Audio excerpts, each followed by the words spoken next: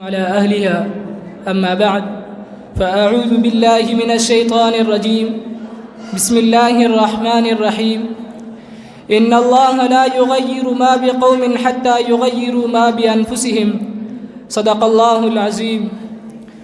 جس دور پہ نازاں تھی دنیا وہ زمانہ اب ہم بھول گئے، جس دور پہ نازاں تھی دنیا وہ زمانہ اب ہم بھول گئے، اوروں کو جگانا یاد رہا خود ہوش میں آنا بھول گئے۔ اذان تو اب بھی ہوتی ہے مسجد کی فضا میں اے انور، اذان تو اب بھی ہوتی ہے مسجد کی فضا میں اے انور، جس ضرب سے دل ہل جاتے تھے وہ ضرب لگانا بھول گئے۔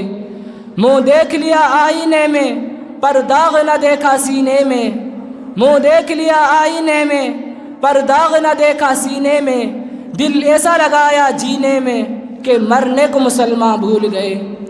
جناب صدر، حکم صاحبان اور سامعین عظام، اس وقت ہم لوگ جن حالات سے گزر رہے ہیں اور ہمارے ملک میں جو گرم ہوائیں چل رہی ہیں، ان گرم ہواؤں کی وجہ سے امت کا ہر انسان پسینے سے شرابور ہے، حیران و پریشان ہے۔ عزیزان ملت، حالات مسلمانوں کو توڑنے کے لیے نہیں بلکہ مسلمانوں کو جوڑ کر طاقتور بنانے کے لیے آیا کرتے ہیں۔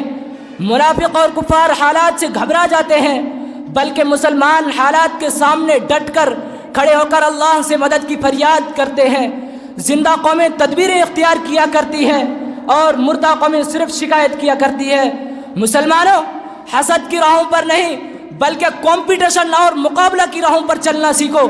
جس بچے کو اس کے ماں باپ گود سے نہ اتاریں وہ 10 سال میں بھی چلنا نہیں سیکھتا۔ باز اپنے پرندے کو پہاڑوں سے گراتا ہے تاکہ یہ اڑ کر شکار کرنا سیکھ لیں۔ عزیزان ملت، یہ دنیا نظام اسباب اور کمپٹیشن کی جگہ ہے۔ یہاں مانگنے والوں کو بھیک ملا کرتی ہے اور چھیننے والوں کو حق ملا کرتا ہے۔ مسلمانوں، آپ طے کیجئے، پچھلے 70-75 سال ہمارے گزر گئے، ہم نے کام تو کیا، اس میں کوئی دو رائے نہیں، بلکہ وہ کام صرف اپنے جینے کے لیے کیا تھا۔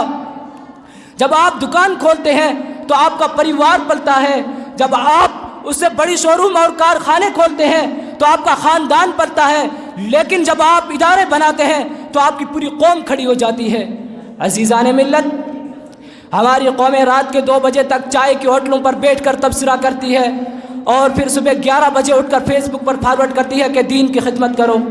میری قوم کے لوگوں، ہمارا مقابلہ اس ملک میں ایسے لوگوں سے ہے جو صبح 3 بجے اٹھ کر دوڑا کرتے ہیں۔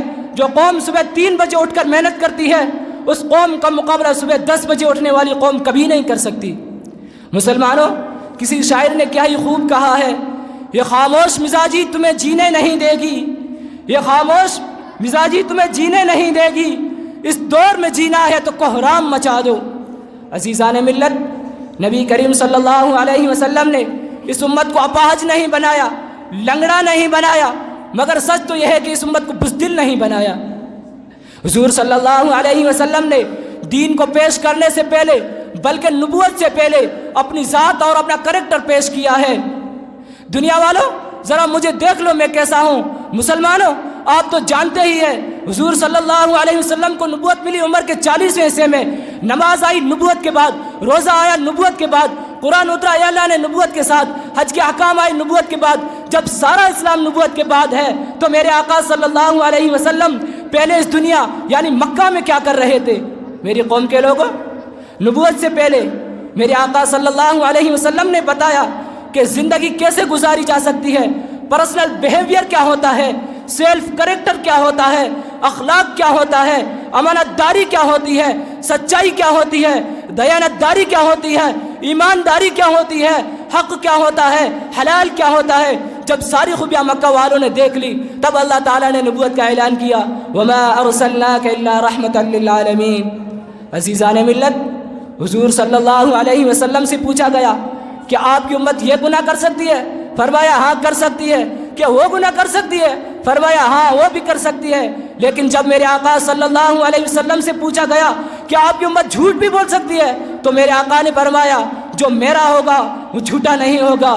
میری قوم کے لوگوں، آج بھارت میں 95% مسلمان جھوٹ بول رہے ہیں۔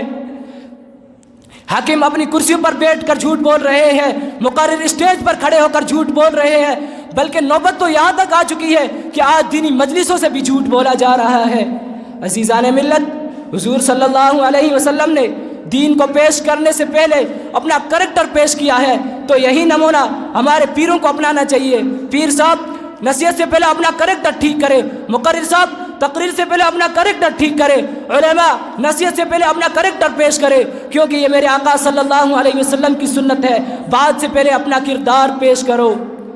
میری قوم کے لوگوں، یہ ملک ہمارا انتظار کر رہا ہے، یہاں کے قدم قدم پر رشوت خور بیٹھ چکے ہیں، زنا و ریپ بلاತ್ಕಾರ بڑھ چکے ہیں۔ اسے روکنے کے لیے اچھے انسان کی ضرورت ہے۔ اچھا انسان کس فیکٹری میں تیار ہوگا؟ اچھا انسان میرے آقا صلی اللہ علیہ وسلم کے شریعت کے کارخانے میں تیار ہوگا۔ الہ الہ کے وارث باقی نہیں ہے تجھ میں، الہ الہ کے وارث باقی نہیں ہے تجھ میں، گفتار دل برانہ کردار قاہرانہ، تیری نگاہ سے دل سینوں میں کانپتے تھے، تیری نگاہ سے دل سینوں میں کانپتے تھے، کھویا گیا وہ تیرا جذبے قلندرانہ۔ وآخر دعوانا الحمدللہ رب العالمین۔